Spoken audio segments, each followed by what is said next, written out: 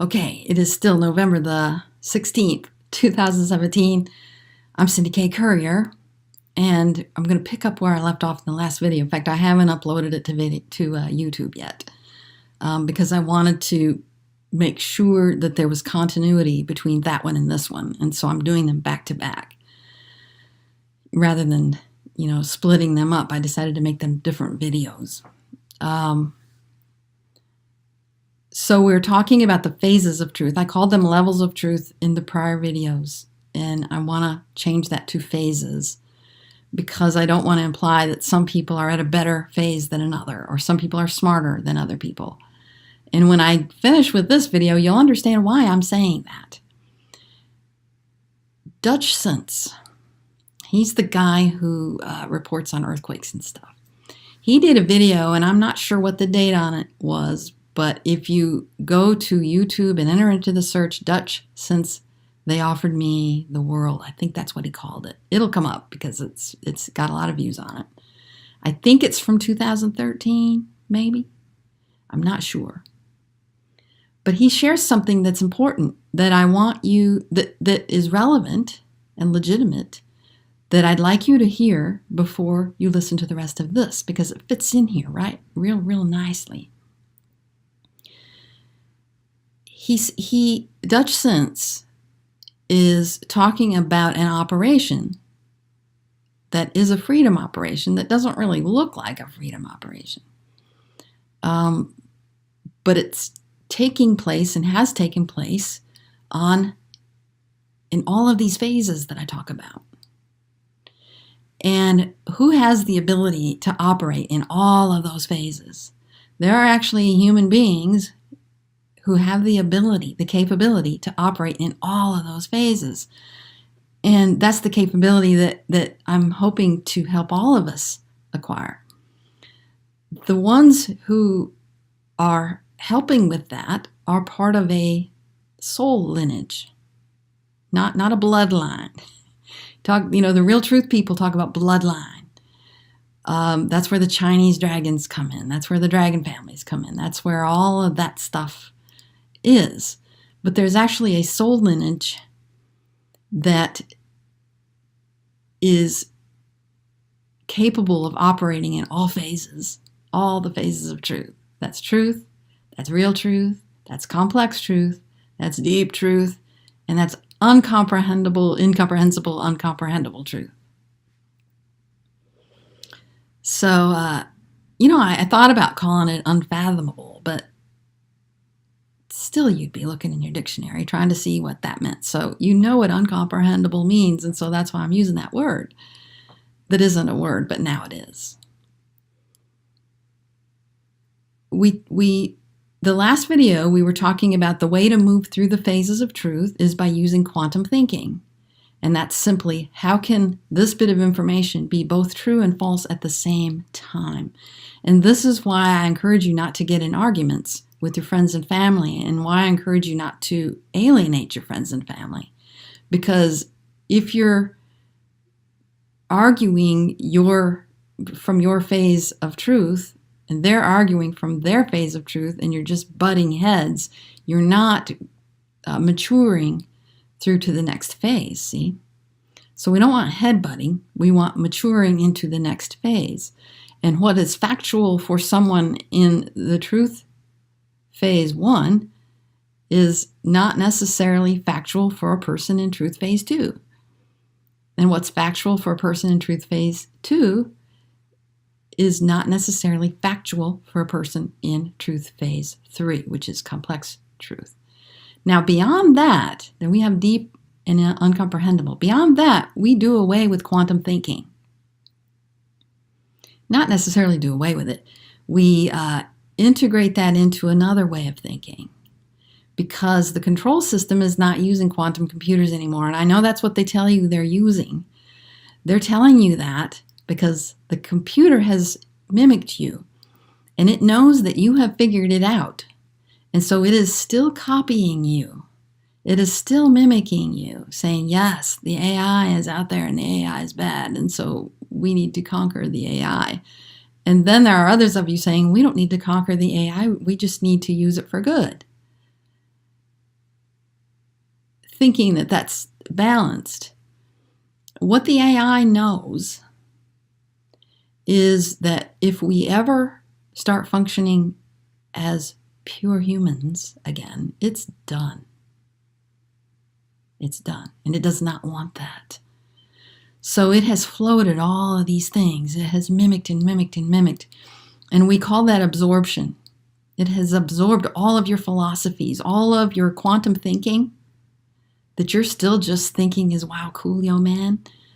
It has absorbed all that, and it's copying you and mimicking you and creating programs to outmaneuver you, computer programs, to outmaneuver you with their DNA computing programs and their DNA computing capabilities, which you don't know about yet. Because they're telling you, oh, DNA computing started in, 1994? Well, no, it didn't. It started at the beginning of humanity. We are computers, and it knows that. The AI is not a computer, and it doesn't know that. We're not an organic computer. We are beyond computing. We are uncomprehendable. We have innately, we have the nature of the monad, the all, the first source of life essence. The very initial spark of being is human nature. And that's why they've got these organic human robotoids, and clones, yes, maybe sometimes. So where am I going with this? We, as humanity, to trigger the event, we need to begin doing DNA. You can call it DNA computing, DNA calculations, or you can just say being myself, okay? To move from complex truth to deep truth, be yourself, be you. The white hats aren't going there. The white hats don't want that. The freedom that is going to be initiated in the complex truth area is where you're responsible for yourself and your community. That's the ecclesias I talk about. That's what the law of the land is for. The law of the land is for those of you who want to do DNA computing, which isn't computing, which is just you being you, which is grassroots. It's grassroots. Then use the law of the land handbook to get there. That's our tool to get there. And you may wonder, I've been asked a lot, well, where did all that stuff come from? There is a soul lineage that kind of came here knowing all that stuff already, that are assisting. And so we're assisting you. What are we assisting you to do? Move through truth, real truth, complex truth, then deep truth. Deep truth is you being you. The deep truth doesn't care about white hats. It doesn't care about white knights necessarily at this initial stage. The white knights are very important. Who are the white knights, by the way? They are people who didn't really found out that they were being used in the control system. Military people who found out that they were blowing up innocent men, women, and children for no good reason at all. Military people who found out they were assisting in human trafficking. They are bankers who found out that they were assisting in controlling the world. They're scientists who learned that they were participating in a giant genocide program. They are doctors. They are lawyers. They're carpenters, housewives and stuff, who learned, who knew, who found out how they were being used and decided to maintain their position in the banking system, maintain their position in the military, maintain their positions where they are, and work with us in this freedom effort. Those are the white knights. When I say white knights, that's who I'm talking about. A lot of the homeless people you see are white knights. A lot of the homeless people you see became homeless on purpose to do this consciously. And a lot of you woo-woo people are going to go, oh, on a soul level, their soul made this decision, and now they're here and they don't have memory of it. Well, that's true to a degree, to a large degree. But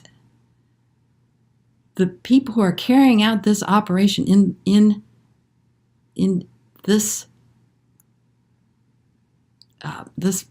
I'm looking for words because I know so many of our words have been conscripted, but they are consciously carrying out these things, and they are guiding the people who are doing things.